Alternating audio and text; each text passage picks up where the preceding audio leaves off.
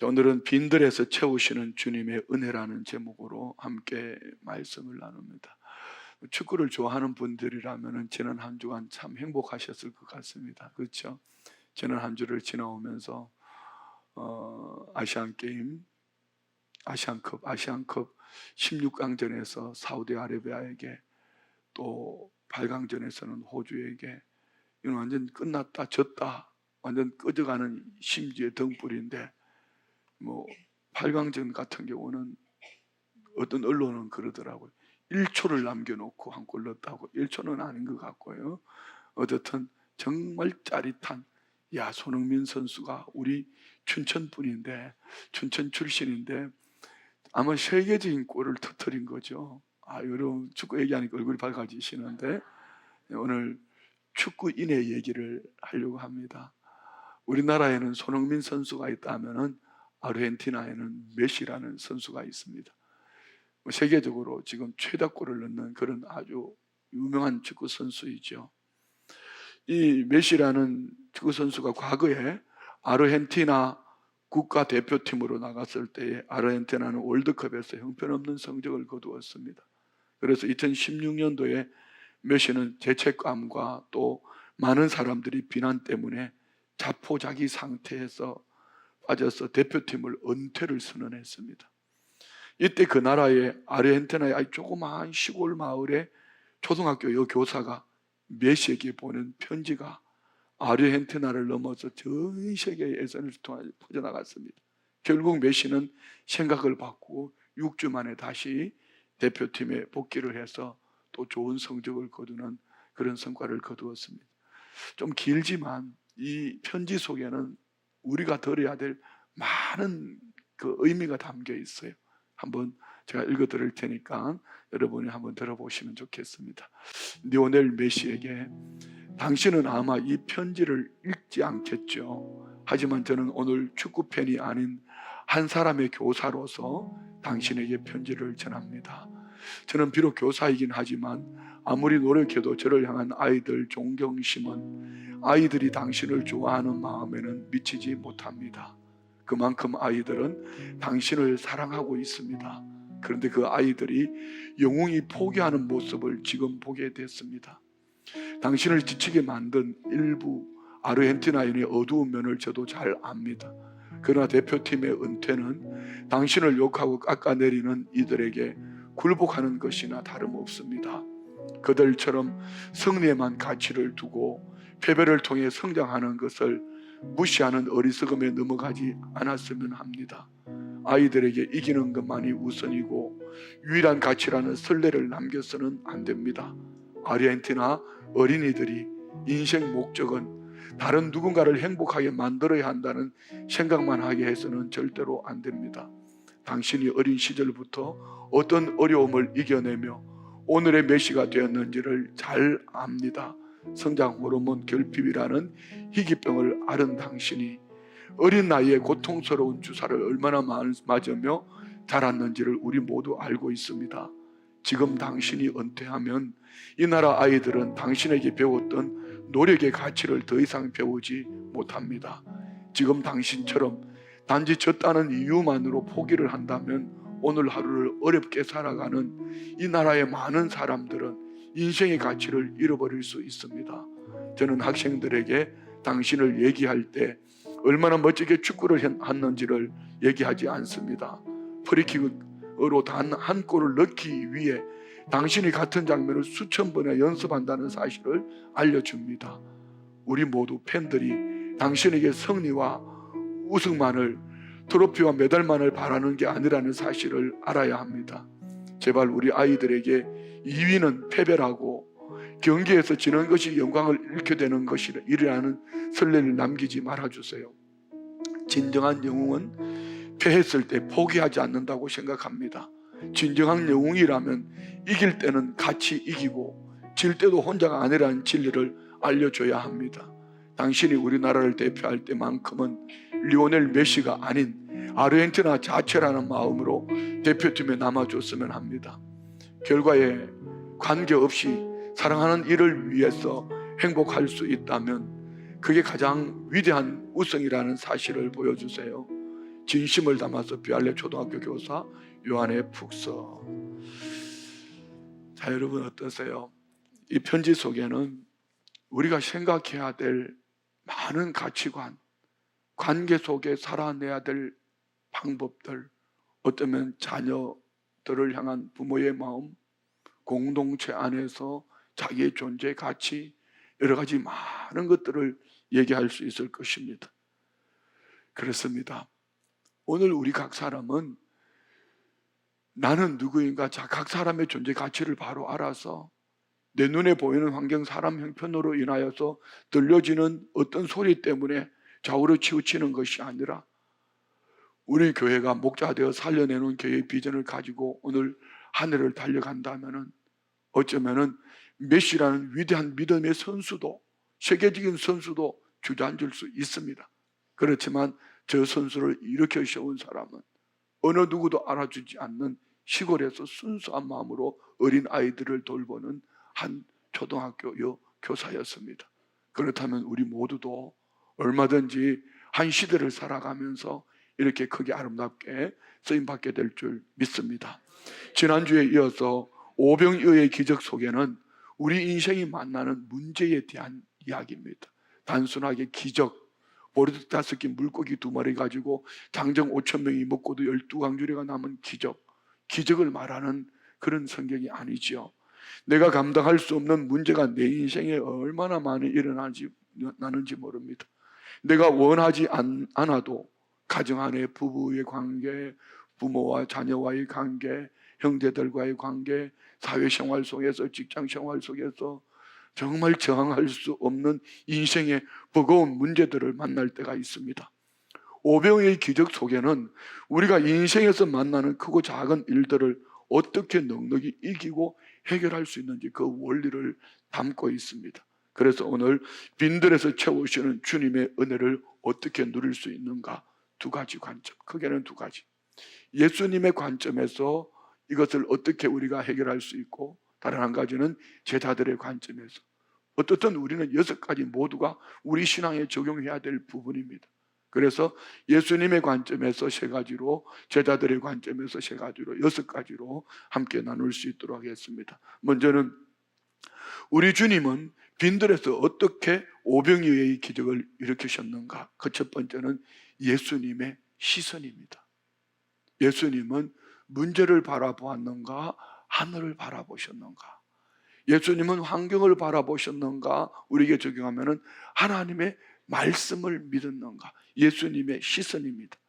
인생의 문제를 만났을 때에 우리 시선을 어디에 두느냐에 따라서 그 결과는 전혀 달라집니다.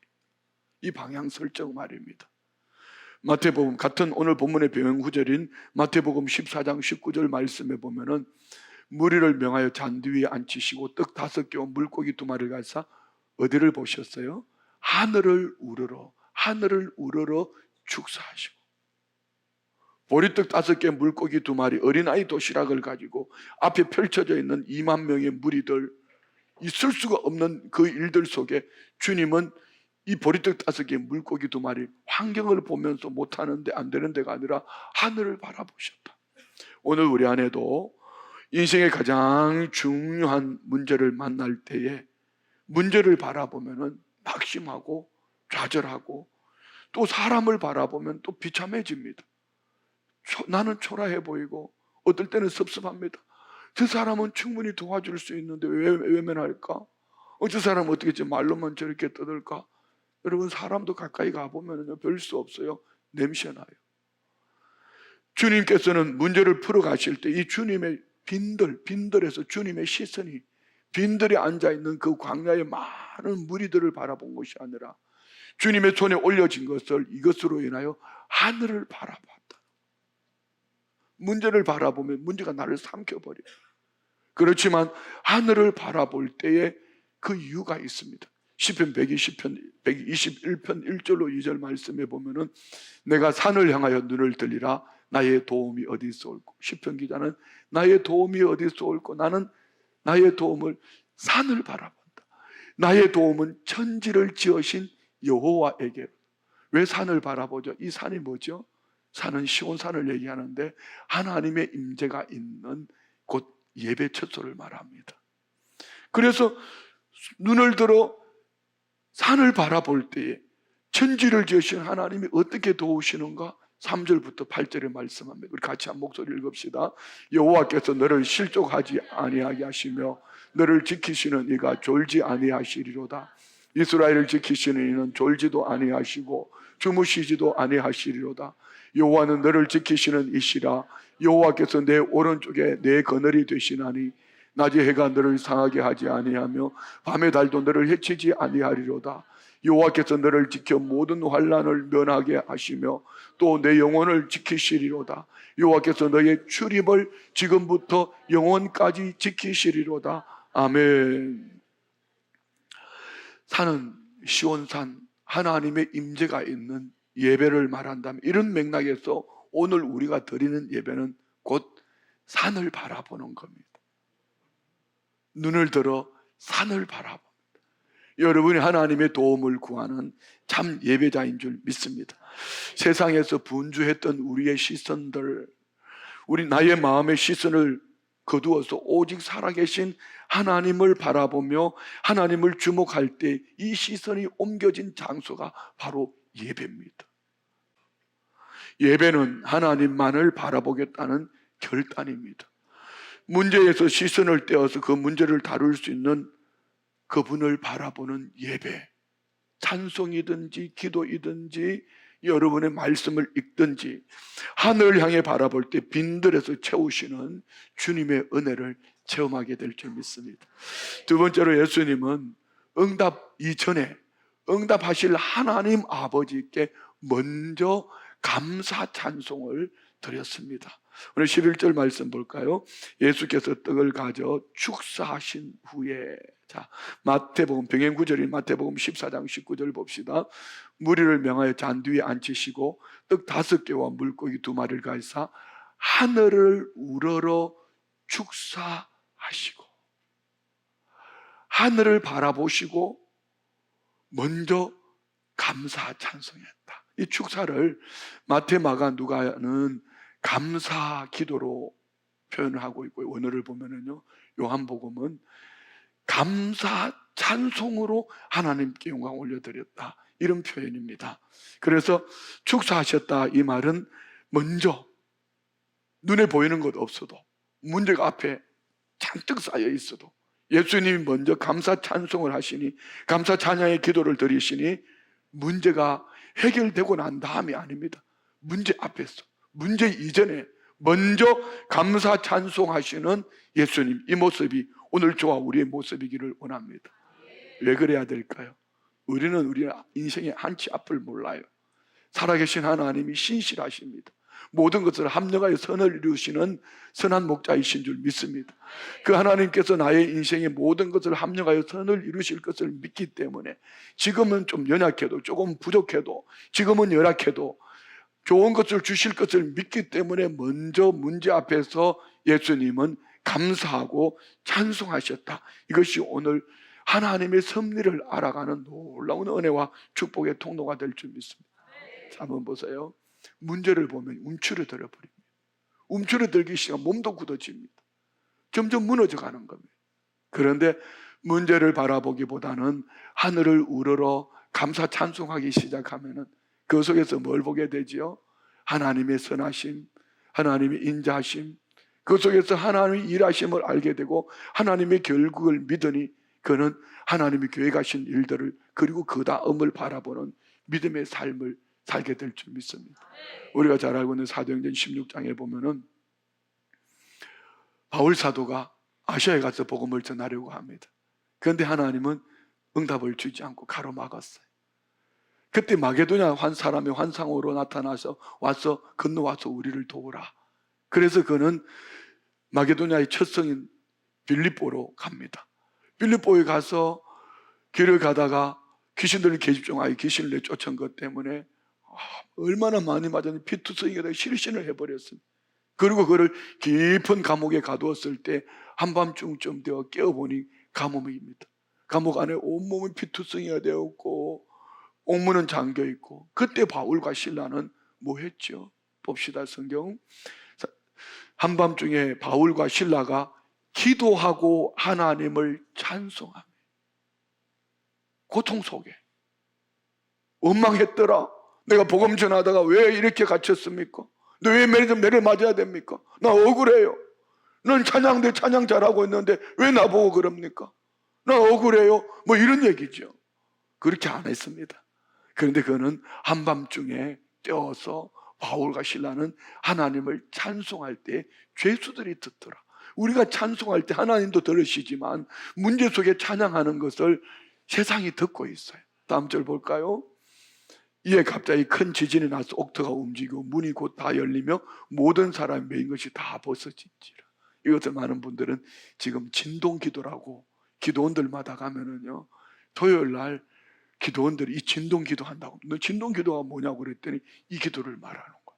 감사 찬송하며 문제 속에서 먼저 감사 찬송했더니 큰 지진이 나고 옥토가 움직이고 발이 착고가 끌어지고, 할렐루야, 간수의 가족이 구원 얻게 된 줄 믿습니다. 그렇습니다. 우리가 먼저 감사 찬송할 때에 선하신 하나님이, 신실하신 하나님이, 우리의 찬양을 받으신 하나님이 오병이어의 문제 속에서 하나님의 놀라운 역사를 시작하셨던 것처럼 오늘 우리 모든 성도님들 안에도 먼저 감사 찬송하여서 하나님의 은혜 역사를 눈으로 보는 은혜가 있기를 축복합니다. 세 번째는 예수님은 응답에 머물지 않고 더 큰 은혜를 바라봅니다. 자, 한번 보십시오. 오병이어의 기적이 일어났습니다. 그것도 빈들에서 장정 5,000명, 무리 2만 명의 무리가 먹고 12광주리가 남았습니다. 그러니 많은 사람들이 예수님을 그냥 영광의 주님으로, 그때 주님이 아닌 그들은 그 나라 임금을 삼으려고 합니다. 한번 찾아봅시다. 요한복음 6장 14절 15절, 그들이 예수께서 행하신 이 표적을 보고 말하되 이는 참으로 세상에 오실 그 선지자라 하더라. 그러므로 예수께서 그들이 와서 자기를 억지로 붙들어 임금으로 삼으려는 줄 아시고 다시 혼자 산으로 떠나가십니다. 영광 받으실 그 자리에서 주님은 영광이 아닌 혼자 그 자리를 떠나서 산으로 가십니다. 자, 병행구절인 다른 성경에는 또 더 깊은 의미가 있습니다. 마태복음 14장 22절로 23절 봅시다. 예수께서 즉시 제자들을 재촉하사 자기가 무리를 보내는 동안에 배를 타고 앞서 건너편으로 가게 하시고, 무리를 보내신 후에 뭐하러 가셨어요? 기도하러 따로 산에 올라가시니라. 저 물매 거기 혼자 계시더니. 예수님은 제자들이 칭찬 듣고 영광받는 그 자리에 머물러 있기를 원하지 않으셨습니다. 그래서 분리시켜서 떠나보내는 겁니다. 빨리 박차고 건너가. 그리고 예수님은 영광 받으시는 자리가 아니라 혼자 산으로 가셔서 더 좋은, 더 큰 은혜 속으로 들어가는데, 그것이 뭡니까? 하나님과 대화하는 기도입니다. 자, 여러분, 기도는 우리가 응답받는 하나의 수단이기도 하지만 더 중요한 것은 요한복음 15장에 보면 예수님이 너희가 내 안에 있고 내 말이 너희 안에 있으면 무엇이든지 원하는 대로 구하라. 그리하면 이루리라. 우리 주님은 우리의 작은 신음까지 응답해 주시는 줄 믿습니다. 여러분, 기도해서 다 얻은 거 아니잖아요. 기도 안 해도 하나님 때를 따라 응답을 주셔요. 그런데 요한복음 15장에 너희는 친구라. 무슨 얘기죠? 사귐이 있는, 기도를 통해서 하나님과 우리가 교제하는 사귐이 있는 이 삶을 주님은 원하셨던 것입니다. 그래서 우리는 응답을 받고 어떤 이들은 무너져 버려요. 응답을 받고 망했다, 응답받고 난 다음에, 축복받고 난 다음에 그 집이 잘못돼서, 이런 어리석은 사람이 있는가 하면은 응답받은, 축복받은 그때 영광의 자리에서 교만하지 않고 오히려 더 겸손의 자리로 내려가서 기도하는 자리에서 하나님과 대화하는 우리 주님의 모습, 이 모습이 오늘 저와 우리의 모습이기를 원합니다. 예수님은 응답 이후에 하나님과 더 많은 교제를 위하여 산으로 기도하러 가셨다. 무리를 따로 보내놓고 하나님과 단독으로 만나며 더 큰 은혜 현장으로 들어가는 예수님처럼 무언가 얻었다, 됐다, 가졌다, 그것이 오늘 우리 신앙의 목적이 아니라 우리는 기도하고 또 더 기도하고 응답받은 것으로 인하여서 더 크게 하나님과 교제하는 이런 성도가 되시기를 주의 이름으로 축원드립니다. 자, 자, 예수님의 관점에서 세 가지를 말씀을 드렸습니다. 시선을 하늘을 바라보고, 두 번째는 먼저 감사 찬송하고, 세 번째는 응답 후에 더 큰 은혜를 사모하고. 자, 제자들의 관점에서 봅시다. 세 가지. 첫 번째는 자신의 올바른 정체성을 가져야 합니다. 나는 누구인가? 이것이 어떠냐에 따라서 여러분 교만할 수도 있고, 이것이 어떠냐에 따라서 은혜의 사람으로 살아갈 수도 있습니다. 문제를 보기 전에 먼저 내가 누구인가? 나는 누구인가? 마가복음 6장 37절로 38절을 보면 대답하여 이르되 너희가 먹을 것을 주라. 예수님이 문제를 주셨어요. 말도 안 되는 얘기 아닙니까? 빈들 광야에서 2만 명의 무리가 있는데 너희가 먹을 것을 주라. 이거는 있을 수 없는 일이죠. 어떻게 우리에게 이렇게 말씀하시냐? 여짜오되 우리가 가서 200데나리온의 떡을 사다 먹으리까? 빌립은 그러면 200데나리온을 어디 가서 사고 떡을 어디서 살 것이면 돈도 없는데요, 이렇게 말하는 거 아닙니까? 이러시되 너에게 떡 몇 개나 있는지 가서 보라 하시니 알아보고 이르되 떡 5개와 물고기 2마리가 있더이다 하거늘. 자, 주님 오늘 문제를 주시고 너희가 먹을 것을 주라 말씀하실 때에 오늘 예수님이 제자들이 던져준 이 문제 속에 두 사람의 반응, 빌립과 안드레의 반응을 볼 수 있습니다. 예수님은 너희가 먹을 것을 주되 먼저 할 일을 가르쳐 줍니다. 너에게 네가 최선으로 할 수 있는 게 뭐냐? 너에게 떡 몇 개나 있냐? 없는 거 말하지 말고 네게 있는 거 말해라. 안 된다고 말하지 말고 네게 있는 거 말해라. 안 된다고 말하지 말고 네가 할 수 있는 건 뭐냐? 주님이 우리에게 문제를 주실 때에 문제 앞에서 정확한 자기 인식, 문제 앞에서 자기 인식은 참으로 중요합니다. 왜 그럴까요? 우리 모두는 연약한 인간입니다. 무기력합니다. 아무리 잘난 사람도요, 완벽한 사람, 퍼펙트한 사람은 없습니다. 인간은 모두가 연약합니다. 무기력합니다. 모자람입니다. 좀 나쁘게 표현해 볼까요? 푼수죠, 푼수. 그렇잖아요. 그런 척하고 살아가는, 가면 그걸 하는지도 몰라요. 그런데 이 무기력함을, 연약함을 철저하게 아는 하나님의 사람들은 어떠할까요? 저는 지난주 금요일 날 우리 한 권사님을 보면서 참 큰 감동을 입었습니다. 권사님이 장남이 50대 초반인데 이제 어떤 종양으로 수술을 하는데요, 새벽에 나오셔가지고 여기 앞에 엎어져가지고 기도하시는 거예요. 하루 종일 기도하셨어요. 점심때 12시 반인가 그때도 보니 기도하고 계시더라고요. 그리고 금요 저녁 기도에 나오셔서 철회하시고요, 새벽 3시까지 2부 겟세마네 성전에 가서 기도하셔요. 저는 그분이 참 믿음의 사람이라고 확신합니다. 이유는요, 아들의 수술 앞에 부모가 되어서 할 수 있는 게 아무것도 없잖아요. 아들의 사선을 넘는 수술 앞에 부모로서 아무리 사랑하면 뭐합니까? 무기력한데, 연약한데.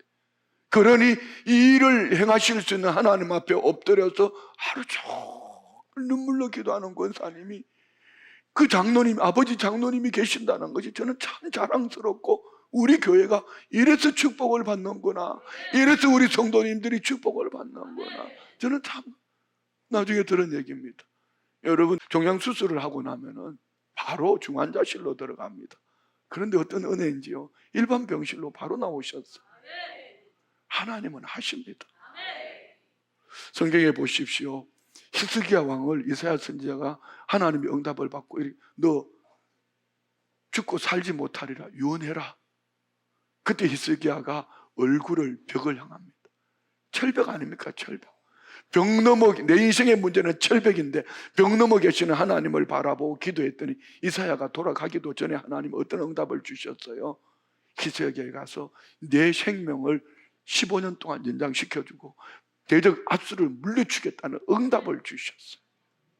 여러분, 힘으로 안 됩니다. 능으로 안 됩니다. 여호와의 신으로 할 수 있습니다. 믿으십니까? 실패와 성공, 베드로의 실패는 자신이 충만했을 때입니다. 내가 주님이 죽으시는데도 옥에도 따라가겠습니다. 그 베드로가 예수님을 3번씩이나 부인합니다. 그러나 성령 충만 받고 오순절 마가다방에 성령이 임하고 철저히 깨졌을 때 그는 십자가 거꾸로 매달려 죽기까지 순종하는 믿음의 사람이 된 줄 믿습니다. 왜 그래야 될까요? 바울 사도는 에베소서 3장 14절로 15절에 이렇게 말씀합니다. 이러므로 내가 하늘과 땅에 있는 각 족속에게 이름을 주신 아버지 앞에 무릎을 꿇고 비는 자, 이 말 참 중요한 얘기입니다. 바울 사도가 에베소 교회를 향해 기도하는데 하늘과 땅에 있는 각 족속에게 이름을 주신 아버지, 이름을 주신 가치관, 세상의 모든 가치관은 아버지께서 주신 것이라는 것. 그러면 세상의 모든 것을 아버지께서 주셨으니 우리가 자녀라면 아버지 앞에 무엇을 구하면 아버지가 가장 좋은 것으로 들어주실 줄 믿습니다. 그리고 여러분, 우리가 하나님 앞에 이런 철저하게 나의 연약함을 내려놓고 부족함을 내려놓고 기도하지 않는다는 참 바보 같은 인생이에요. 어리석은 삶이죠. 가면 그걸 하는 거, 가면 거. 나는 아무 일 없는 것처럼 가면을 쓰고 있지만 속은 썩었어요. 그러니까 분노가 일어나고, 그러니까 그 속에서 누군가에 또 상처를 주고 상처가 또 상처를 만들어내게 되는 것입니다. 오늘 우리 철저하게 나의 연약함과 무기력함을 깨달았고 주님 앞에 내려놓읍시다.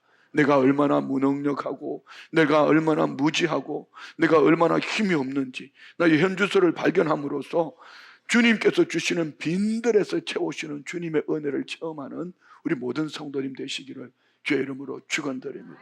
두 번째는 주님은 문제를 주실 때 우리에게 문제를 허락하셨기 때문에 있거든요. 그 문제를 주님께로 가지고 오라는 것입니다. 할렐루야. 주님이 우리에게 문제를 허락하실 때는 네가 문제를 풀라. 그 문제 풀다가 여러분 머리 다 뽑힙니다. 문제를 가지고 주님께 오라고 주님은 문제를 허락하신 거예요. 오늘 본문에 보면은 빌립이라는 똑똑하고 지금 시대로 말하면 최고의 사위감, 최고의 신랑감, 그러나 주님은 그의 손을 들어주지 않습니다. 어쩌면 최고의 바보같이 여겨지는 군중 속으로 들어가서 어린아이 도시락 보리떡 5개 물고기 2마리 들고 오는 이 안드레의 손을 들어주지요. 한 사람은 빌립이고 한 사람은 안드레인데 모든 교회들 속에 들어가 보면은요, 어떤 사람은 빌립처럼 계산만 하고 앉아서 남의 허물이나 뜯어내고 계산이나 똑똑한 척하고 앉아있지만 그 속에 들어가면 허당입니다. 아무것도 없습니다. 그러나 안드레처럼 순종하고 존중하고 가는 이들은 어느 날 뒤돌아보면 지금은 연약해 보이는데 시간이 지나면 그가 빈들에서 주님의 은혜를 체험한 광야의 축복의 주인공이 될 줄 믿습니다. 자, 오늘 보면 7절을 한번 보십시오. 빌립이 대답하되 각 사람으로 조금씩 받게 할지라도 200데나리온의 떡이 부족하리라. 없는 것만 얘기합니다. 안 된다는 거죠. 200데나리온 있어도 어디 가서 떡을 사겠냐는, 계산 빠르잖아요. 똑똑하잖아요. 외모가 축출하잖아요. 화려하잖아요. 그런데 주님은 그의 손을 들어주지 않습니다. 8절 9절 볼까요? 제자 중 하나 곧 시몬 형 베드로의 형제 안드레가 예수께 여짜오되 여기 하나 아이가 있어 보리떡 5개 물고기 2마리를 가지고 있나이다. 그러나 그것이 이 많은 사람에게 얼마나 되겠사옵니까? 무슨 얘기죠? 안드레는 내가 할 수 있는 최선을 다해서 주님 앞에 와서 주님, 나 이거 이만큼인데 이거 가지고 얼마나 할 수 있겠습니까? 여러분, 심지 않은 데서 거두는 법은 없어요. 우리에게 좋은 거 있잖아요. 시간. 여기 시간 없으신 분 있었어요. 그는 죽은 사람입니다. 입이 있잖아요. 떠드는 입이 있잖아요. 아니, 좋아요. 입도 싫으면 생각은 있잖아요. 생각. 우리 주님은 작은 신음까지 응답하신다 했잖아요. 좋은 생각을 품고 사는 거야. 성령의 생각을 품고 사는 거야. 좋은 말하기 싫으면 좋은 생각을 품어봐요. 성령의 생각만 품어도 하나님이 응답하실 줄 믿어요. 할렐루야. 그렇습니다. 안드레는 이거 아무것도 아닌데 주님 이것밖에 없어요 라고 주님 손에 최선을 가지고 와서 주님 손에 올려드렸더니 빈들에서 채우는 주님의 은혜를 체험한 줄 믿습니다. 잘 보십시오. 계산만 하고 앉아있는 사람이 있는 반면에 아무것도 아닌 같이 보이는 어린아이 도시락 보리떡 5개 물고기 2마리가 이런 엄청난 역사를 이룬 것입니다. 어제 얼마 전에 간증하셨던 우리 윤검숙 전도사님 친정어머니 이원자 권사님이 별세하셨어요. 금요일날 별세하셨네요. 금요일날 별세하셨는데 이제 주일날 장례가 걸리면은 장례할 수가 없으니까 하루 더 연기해서 이제 주일 내일 장례를 하게 되는데, 뭐 이분들 여러분은 이원자 권사님 최근에 이제 저하고 둘이 나와서 간증을 한번 하셨기 때문에 알지 그분 잘 몰라요. 그냥 많이 배우신 분도 아니고 그냥 시골에 있는 할머니예요. 할매. 어떻게 보면은 뭐 연세가 많이 드신 것도 아니죠.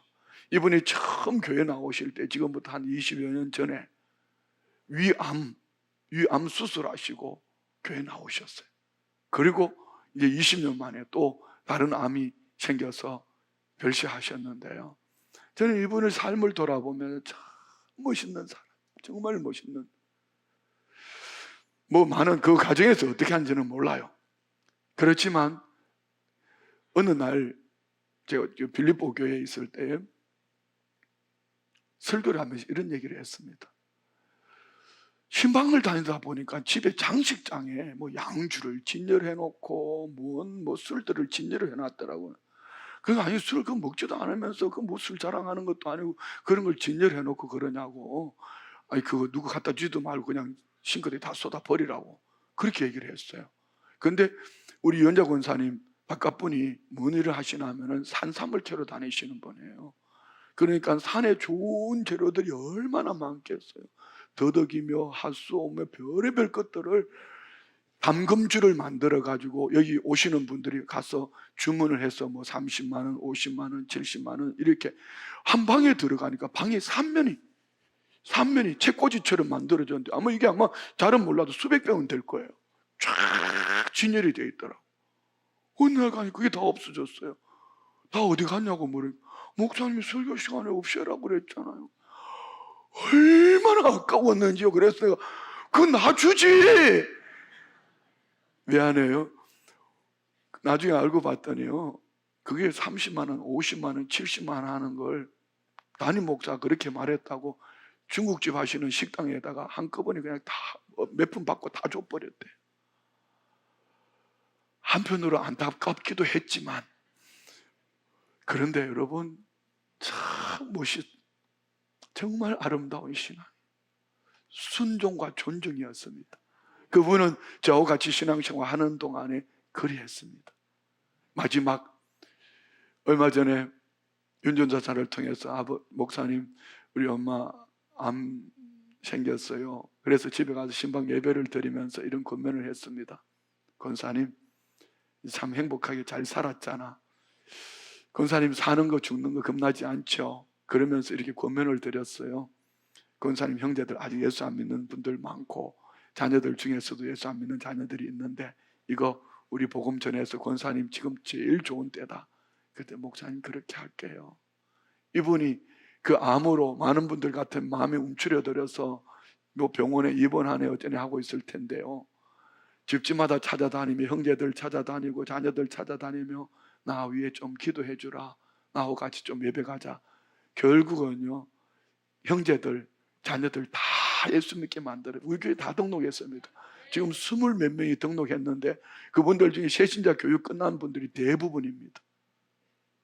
그분들 중에 하는 얘기요, 아유 우리 목사님 너무 좋다고, 설교할 때 쩍쩍쩍 안 해서 좋대, 샤샤샤 소리 안 낸다고 뭐 이러면서 이제 그분들의 수준에서 좋아하는 얘기예요.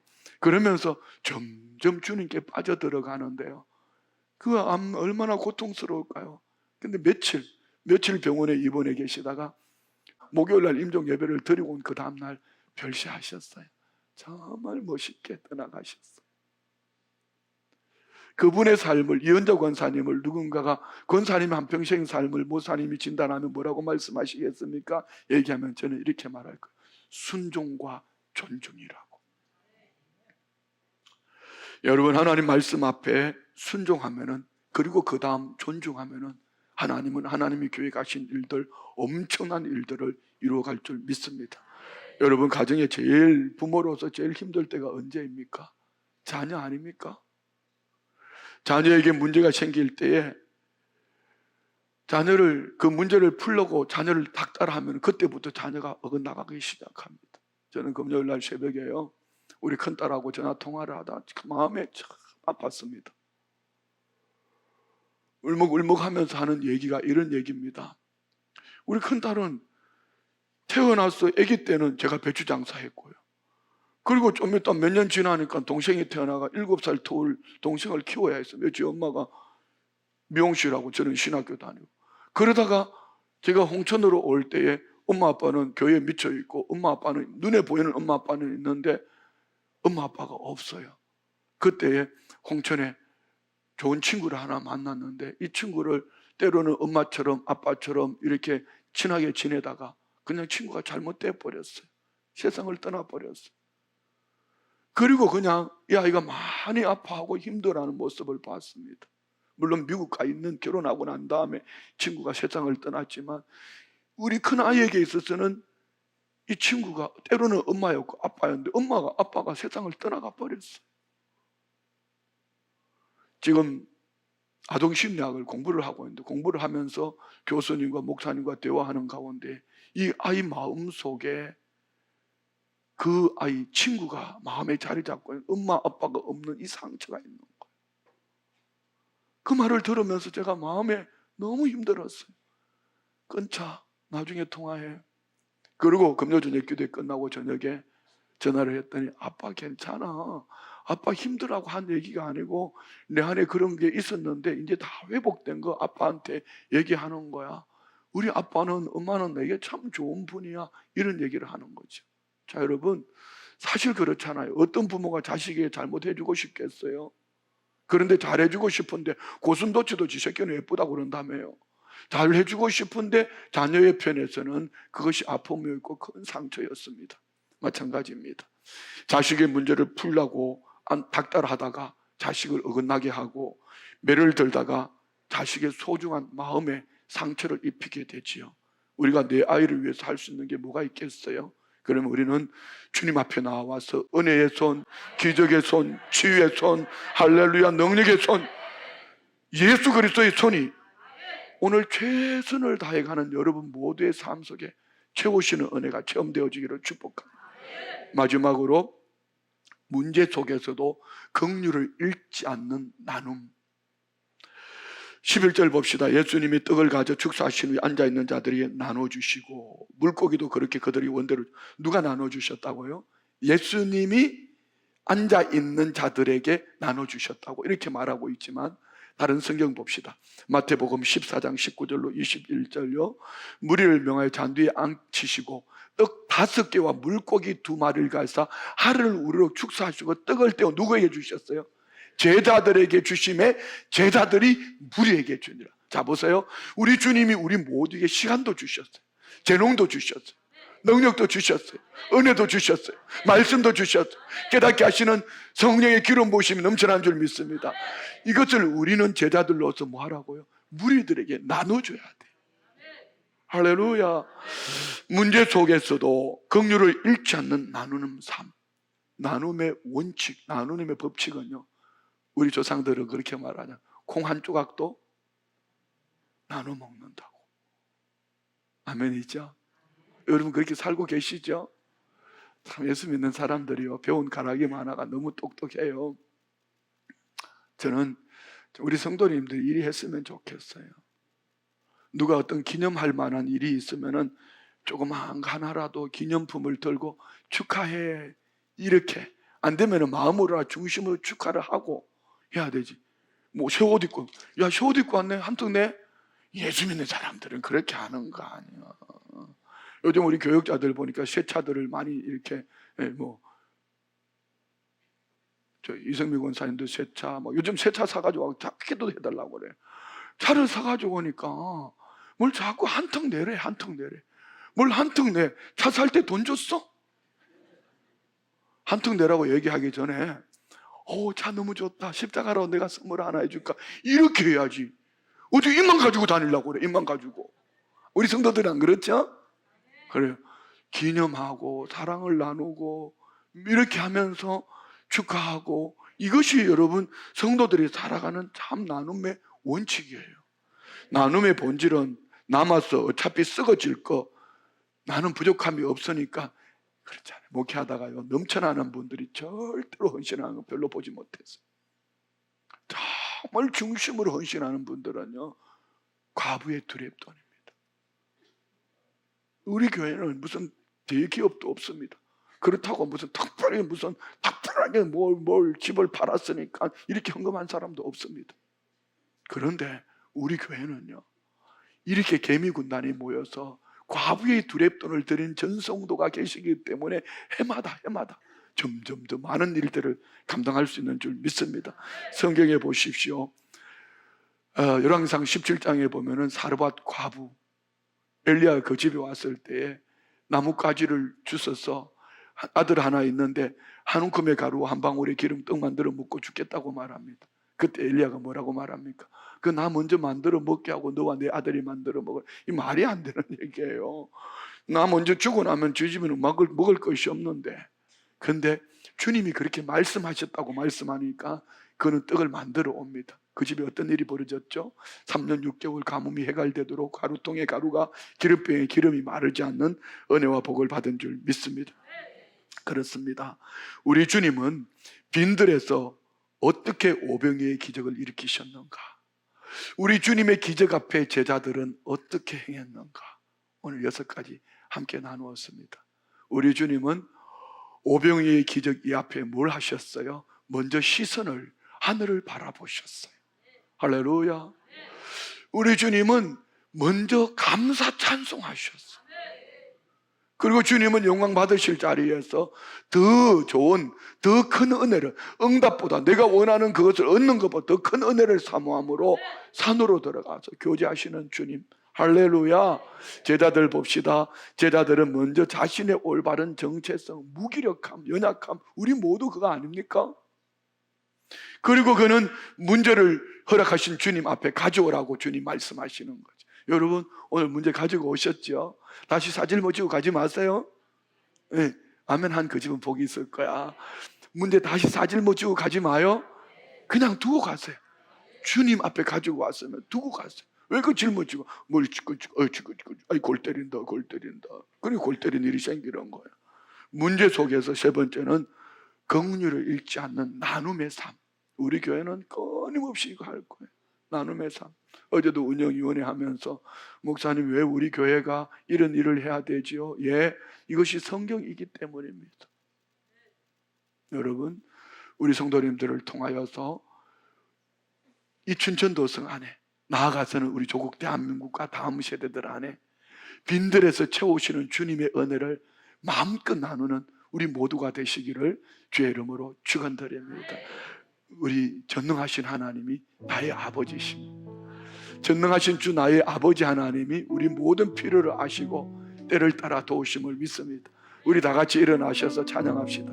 고백합시다. 전능하신 주 나의 하나님,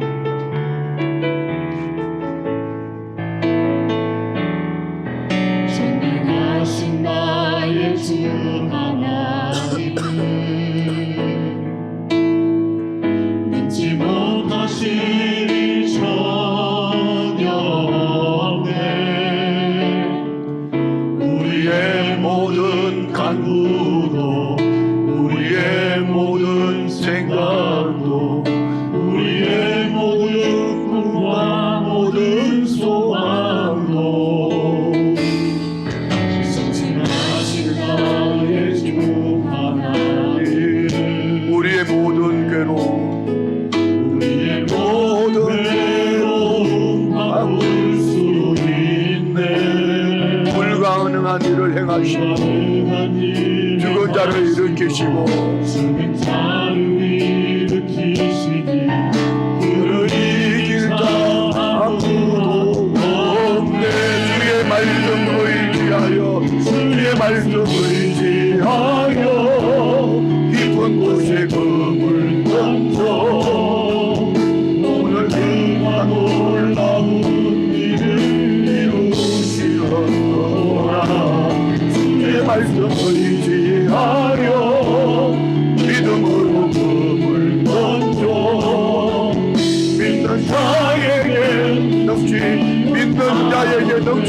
없네. 믿는 자에게 넘지 못하네. 다 같이 말씀을 생각하며 합심으로 기도하시겠습니다.